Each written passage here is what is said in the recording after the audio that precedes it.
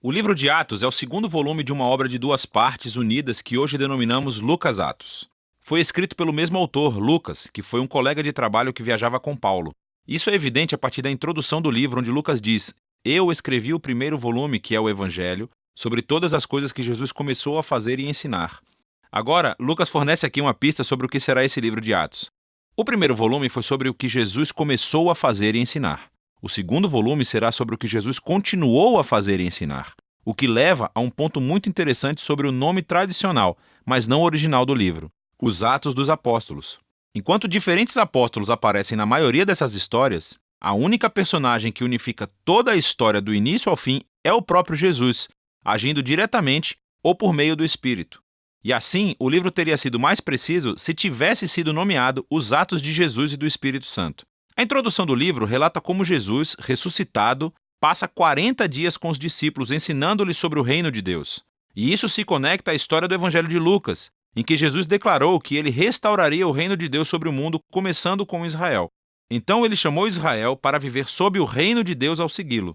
E ele foi coroado rei quando desistiu da sua vida, e depois venceu a morte com o seu amor. E assim começa o livro de Atos com o rei Jesus ressuscitado, ensinando os seus discípulos sobre a vida no seu reino. Então, ele promete que o Espírito virá em breve e eles serão imergidos na sua presença pessoal. E isso cumpre uma das principais esperanças dos profetas do Antigo Testamento: que no reino messiânico a presença de Deus, seu Espírito, viria e moraria entre o seu povo em um novo templo e transformaria os seus corações. E então Jesus diz: quando isso acontecer, o Espírito capacitará seus discípulos a serem minhas testemunhas em Jerusalém, Judeia e Samaria, até os confins da terra. A partir daqui, Jesus é levado por uma nuvem, uma imagem extraída do livro de Daniel, capítulo 7. Mostra como Jesus está sendo coroado como o Filho do Homem que foi inocentado após seu sofrimento e agora compartilha do governo de Deus sobre o mundo. E ele promete que um dia ele voltará. Os principais temas e o modelo do livro de Atos fluem diretamente a partir desse capítulo de abertura.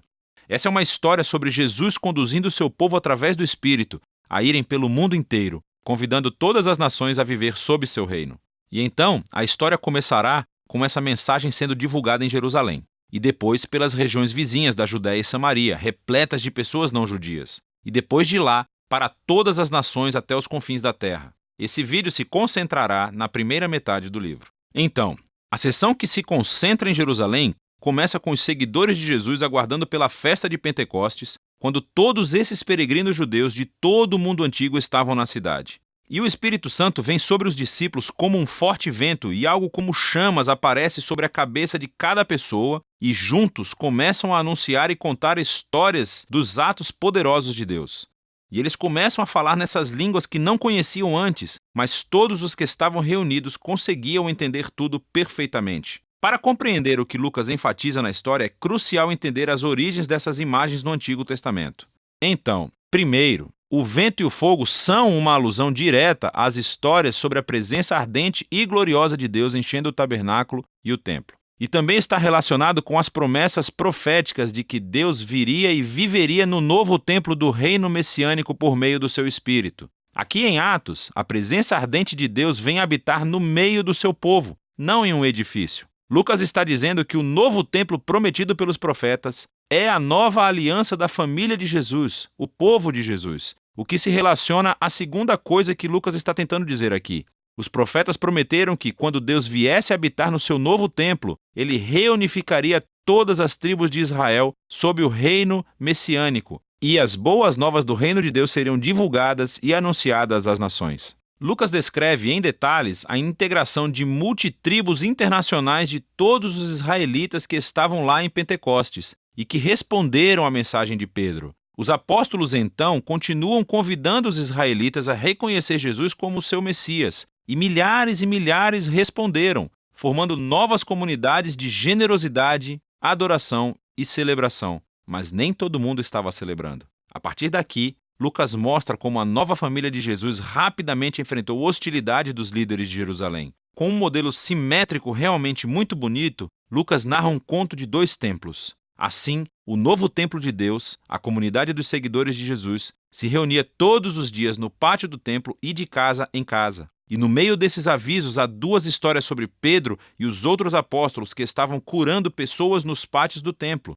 e foram presos pelos líderes do templo, seguidas cada uma por um discurso de Pedro clamando que Jesus é o verdadeiro rei de Israel. E no centro de tudo, há essa história sobre os seguidores de Jesus doarem bens e propriedades para um fundo comum a fim de ajudar os pobres.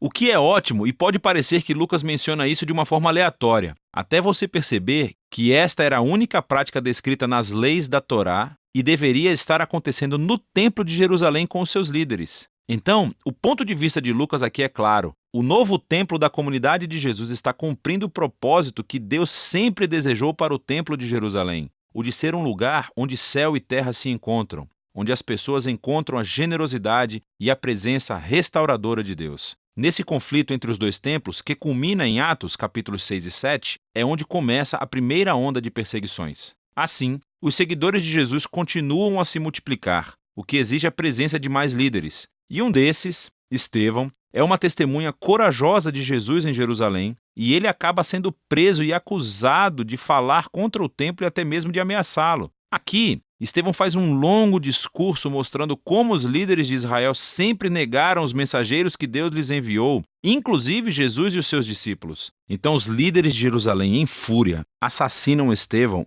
e iniciam uma onda de perseguições contra os seguidores de Jesus, o que expulsa a maioria deles da cidade. Contudo, isso tem um efeito paradoxal. Lucas mostra como essa estratégia, na verdade, se tornou um meio pelo qual o povo de Jesus agora é enviado à Judéia e Samaria. Nessa sessão, Lucas reúne um conjunto diversificado de histórias que mostram como a comunidade de Jesus, em sua maioria judaica e baseada em Jerusalém, tornou-se um movimento internacional e multiétnico. Então, primeiro vem a missão de Filipe em Samaria. É a terra dos inimigos odiados de Israel e muitos deles vêm a seguir Jesus.